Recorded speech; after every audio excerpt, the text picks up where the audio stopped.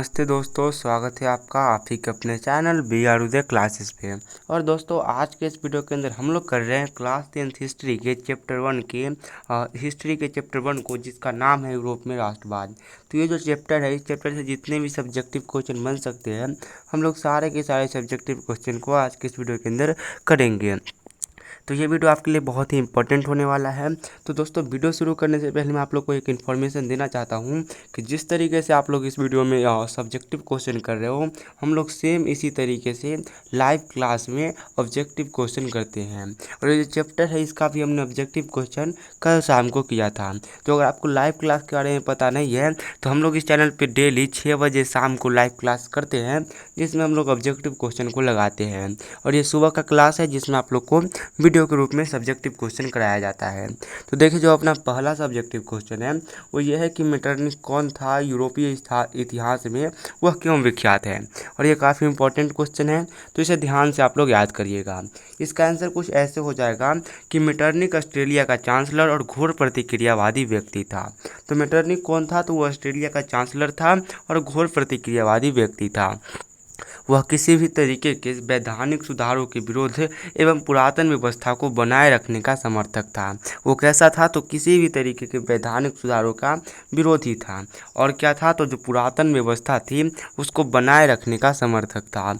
वह राष्ट्रवादी विचारों का विरोधी था और अपने इसी विचार के कारण वह यूरोपीय इतिहास में विख्यात था। तो वह यूरोपीय इतिहास में क्यों विख्यात था? तो उसका जो इस प्रकार का विचार था, वो अपने विचार के कारण ही यूरोपीय इतिहास में विख्यात था। तो पहला आंसर अपना समाप्त होता है।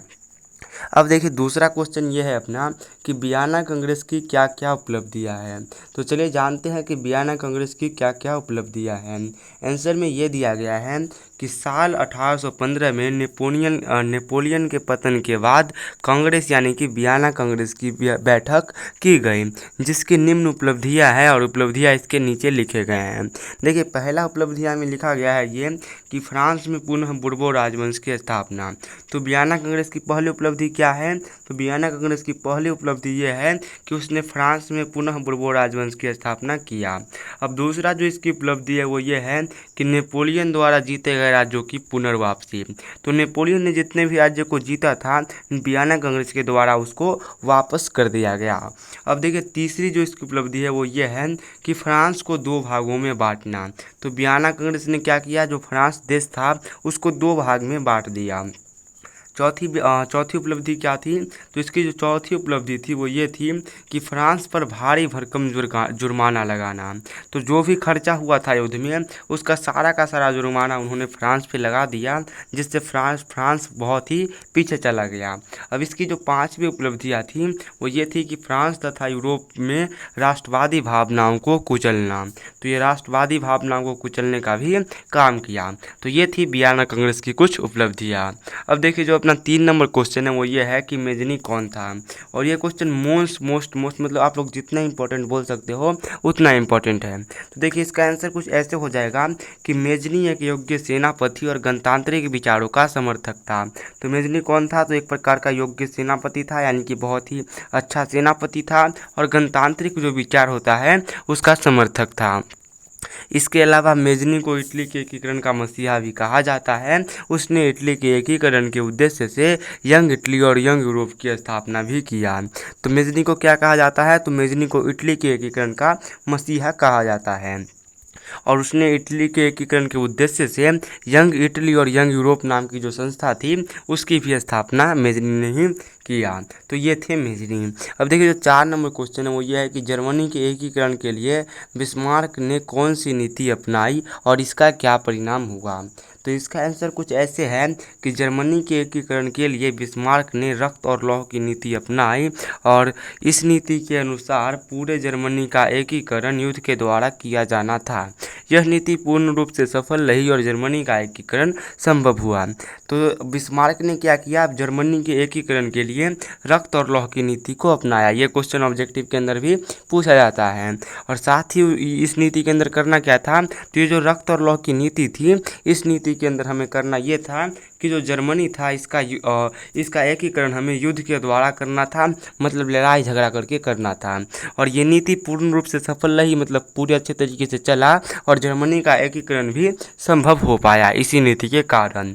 अब देखिए जो अपना 5 नंबर क्वेश्चन है वो ये है कि राष्ट्रवाद क्या है, और ये काफ़ी इंपॉर्टेंट क्वेश्चन है, पूरे चैप्टर का सबसे इंपॉर्टेंट क्वेश्चन आप लोग इसे ही बोल सकते हो, ठीक है। तो इसका आंसर कुछ ऐसे है कि राष्ट्रवाद किसी विशेष भौगोलिक, सांस्कृतिक और सामाजिक परिवेश में रहने वाले लोगों में एकता और लगाव की भावना को विकसित करता है। तो राष्ट्रवाद क्या है, तो किसी विशेष भौगोलिक या फिर सांस्कृतिक या फिर सामाजिक परिवेश में जो रहने वाले लोग होते हैं उनके अंदर जो लगाव की भावना विकसित करता है वही राष्ट्रवाद है। या तो फिर सामान्य अर्थों में आप लोग बोल सकते हो कि अपने देश के प्रति सोच और लगाव की भावना का विकास ही राष्ट्रवाद कहलाता है। तो अगर हम लोग सामान्य अर्थ में भी लिख दें, मतलब कि यहाँ से भी लिख दे कि अपने देश के प्रति सोच और लगाव की भावना का विकास ही राष्ट्रवाद कहलाता है, तो ये भी अपना बिल्कुल ही राइट आंसर हो जाएगा। लेकिन अगर आप लोग पूरा लिखते हो तो यहाँ से एक भी नंबर नहीं कटेगा, और अगर इतना लिख लेते हो तो हो सकता है कि एग्जामिनर आपका 1 नंबर काट ले, ठीक है। उसके बाद चलिए देखते हैं 6ठे नंबर क्वेश्चन को। 6ठा नंबर क्वेश्चन ये है कि 1830 की फ्रांसीसी क्रांति के क्या कारणों का उल्लेख करें। तो चलिए जानते हैं कि 1830 में जो फ्रांसीसी क्रांति हुई थी उसके क्या क्या कारण थे। आंसर में दिया ये गया है कि 1824 में चार्ल्स दशम फ्रांस का राजा बना। वो घोर प्रतिक्रियावादी और किसी भी प्रकार के वैधानिक सुधार का विरोधी था। तो 1824 में क्या हुआ कि जो फ्रांस देश था उसका राजा बना चार्ल्स दशम। कौन बना? चार्ल्स दशम बसा। और चार्ल्स दशम कैसा था, तो वो घोर प्रतिक्रियावादी था और किसी भी प्रकार का जो वैधानिक सुधार होता है उसका वो विरोधी था, वो नहीं चाहता था कि सुधार हो।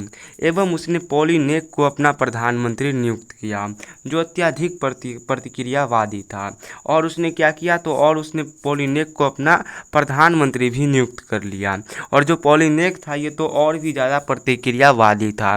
उसके बाद देखिए आगे क्या हुआ, तो एवं चार्ल्स दशम ने संविधान में संशोधन कर 4 आपत्तिजनक कानून को पारित किया।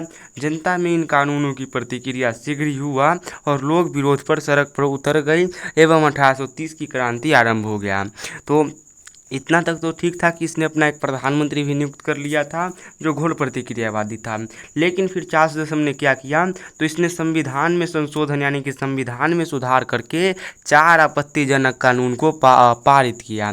और ये जो कानून थी ये आपत्तिजनक थी, इनसे जनता को आपत्ति हुई और जनता में इस कानून की प्रतिक्रिया तुरंत हुई यानी कि शीघ्र हुई। और जो जनता थी इस कानून के विरोध में सड़क पर उतर गई एवं 1830 की क्रांति शुरू हो गई।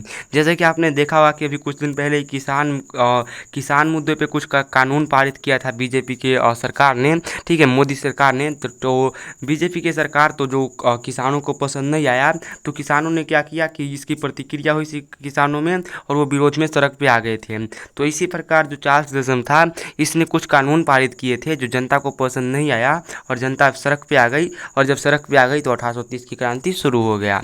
अब देखिए जो अपना 7 नंबर क्वेश्चन है वो ये है कि 1848 की फ्रांसीसी क्रांति के कारणों का उल्लेख करें।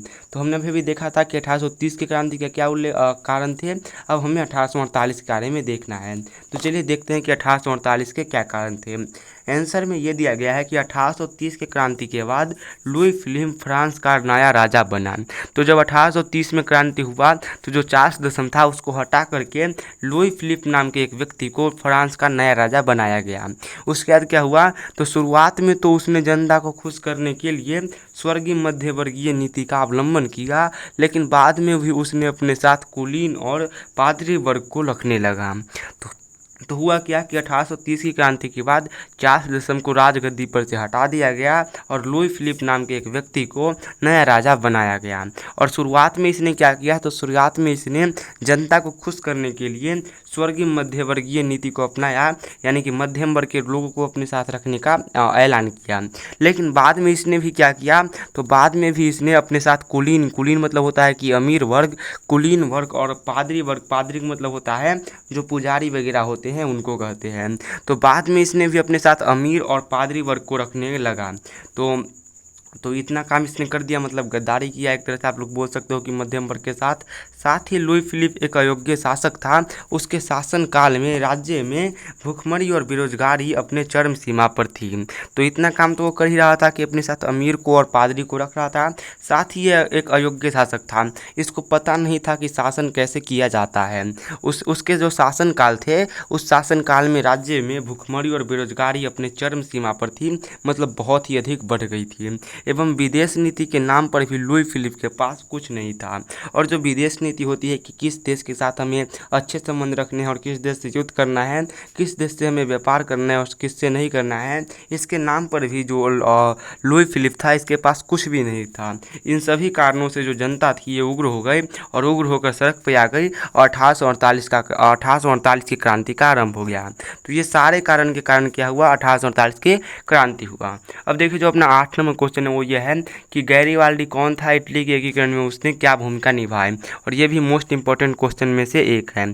तो चलिए इसका आंसर देखते हैं। आंसर इसका ये है कि गैरीवाल्डी पेशे से नाविक था। गैरीवाल्डी ने इटली के एकीकरण का दूसरा चरण अपने तलवार के दम पे पूरा किया। तो गैरीवाल्डी कौन था, तो गैरीवाल्डी पेशे से नाविक था, यानी कि वो नाव चलाता था। और उसने क्या किया, तो जो इटली के एकीकरण का दूसरा चरण है उसने अपने तलवार के दम पे इसको पूरा किया। वह युद्ध की नीति में विश्वास करता था। उसका मानना था कि बिना युद्ध के इटली का एकीकरण संभव नहीं था। तो किस नीति में विश्वास करता था, युद्ध की नीति में विश्वास करता था। और उसका ये मानना था कि बिना युद्ध किए जो इटली का एकीकरण हम लोग करना चाहते हैं ये संभव नहीं है। तो ये था गैरीवाल्डी।